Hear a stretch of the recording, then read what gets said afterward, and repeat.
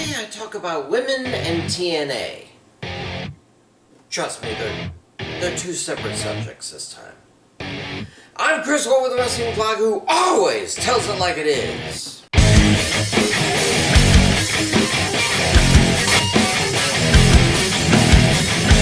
And that puts an end to my winning streak.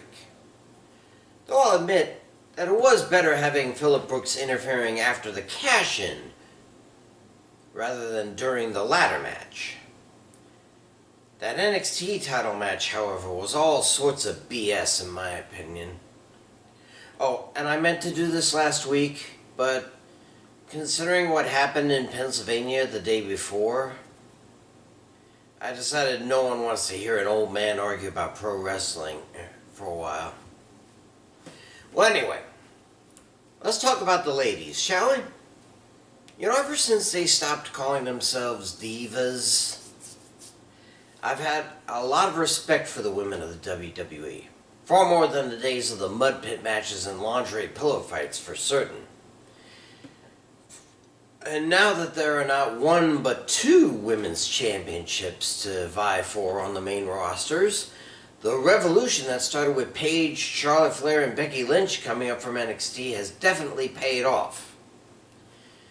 Not that NXT has a lack of talent in the department. Au contraire, I still believe that there are just slightly less women on the NXT roster than on Raw and SmackDowns combined. And they tried to get more women involved by introducing the NXT women's tag titles a few years back, but they ditched that last year when Isla Dawn and Alba Fire had to surrender them when they lost them to the WWE Women's Tag Champs at the time.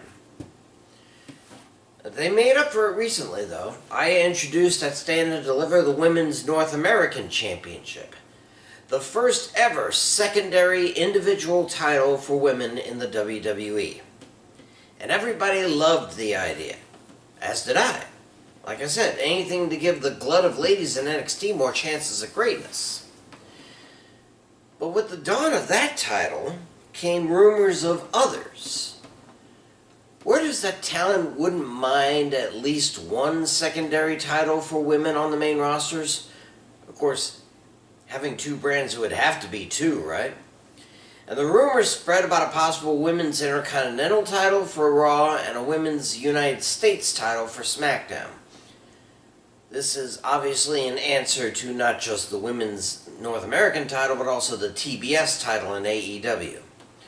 There were even photos of the belts. They were mostly just men's belts with white straps instead of black, just like the women's World and WWE titles. Later reports said the belts were faked, but as I said, there are only about a dozen women or so in each main brand, and that, I feel, is quite enough to contend for a single women's title. Putting in a second would just muddle things up, in my opinion. I said the same thing when the women's tag titles were introduced, but since the titles can be defended on either brand, and possibly NXT as well, I've grown content with it. If there were just one secondary belt, the Netflix title perhaps? Defended on both shows?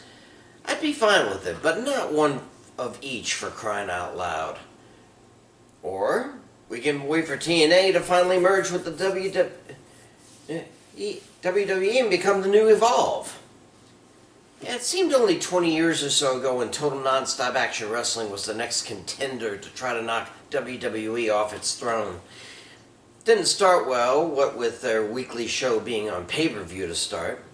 They eventually found a home on cable, snagged a number of old farts like Kurt Angle, Booker T, and Mick Foley, and tried their best to be different, such as a six-sided ring. Sort of the middle ground between WWE and UFC, I guess. Of course, that Feast or Fired match was interesting enough, and the X Championship to counter the Cruiserweight title back then? Fascinating. And yet, despite its attempts at uniqueness and hauling in Mick Foley for a few years to change its name to Impact until a year or so ago, it just couldn't draw people away from WWE. I could have told you it was because it was becoming a senior tour, like WCW was in its waning years. Now it's still around. It just celebrated Slammiversary in front of 4,000 people or so, but it's become more of a stepping stone for competitors to get to WWE or AEW, and for those who are future endeavored from either to have one last hint of greatness before retiring. But when the WWE opened the gates in 2022 and allowed then Impact Knockouts champion Mickie James to compete in the Royal Rumble, they had no idea what they would be getting themselves into. 2 years later, after TNA Knockouts champion Jordynne Grace entered this year's Royal Rumble, it was obvious that Endeavor and TNA were in cahoots. It turned out that NXT and TNA are in the midst of a talent exchange, where several TNA stars show up in Orlando to get a bit more exposure than they would in their home fed. It was kind of surprising to hear the crowd in the Performance Center singing along with Joe Hendry's entrance theme the way they would for Cody Rhodes or Seth frickin' Rollins. I don't think I've heard that in NXT since Bobby Roode's days. How long will this talent exchange last? Will it lead to TNA becoming NXT what NXT is to Raw and SmackDown?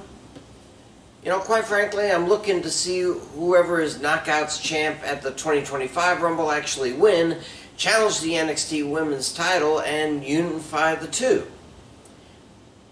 Or should they just take advantage while they have it and get some more brownie points in the eyes of WWE personnel, and maybe when their TNA contract ends, they'll be back in NXT for good. At least it would reunite MSK for good, with a third wheel to boot. Who knows? All I really know is that as long as TNA still exists outside of WWE, Paul Triple H Levesque will not allow a TNA competitor to win a WWE or NXT title. That's the way it's always been, and with any luck, always will be. So yeah, kind of negative this week, huh? Don't want any secondary women's titles outside of NXT, and no NXT champions from TNA until they emerge. But what did you expect from me after my piss-poor predictions? Optimism! I'm Chris Wolvie, the wrestling vlogger who always tells it like it is. Pray for peace, and I'll see you